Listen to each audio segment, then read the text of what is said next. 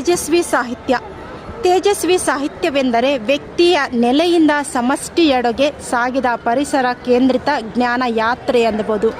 ಮನುಷ್ಯ ಕೇಂದ್ರಿತ ಸಾಹಿತ್ಯವನ್ನು ನಿರಾಕರಿಸಿ ಪರಿಸರ ಕೇಂದ್ರಿತ ಸಾಹಿತ್ಯ ಸೃಷ್ಟಿ ತೇಜಸ್ವಿಯವರ ವೈಶಿಷ್ಟ್ಯ.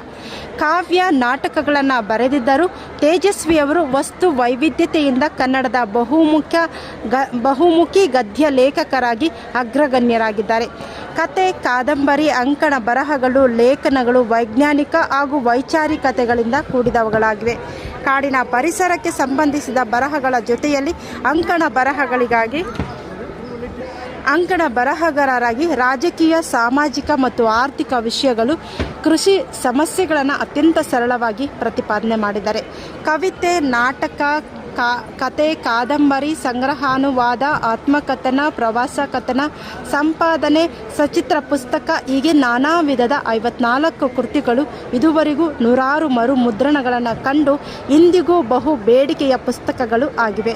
ಅವರ ಸಮಗ್ರ ಸಾಹಿತ್ಯ ತೇಜಸ್ವಿ ಸಮಗ್ರ ಕೃತಿ ಜಗತ್ತು ಎಂಬ ಶೀರ್ಷಿಕೆಯಡಿ 14 ಸಂಪುಟಗಳಲ್ಲಿ ಪ್ರಕಟ ಆಗಿದೆ.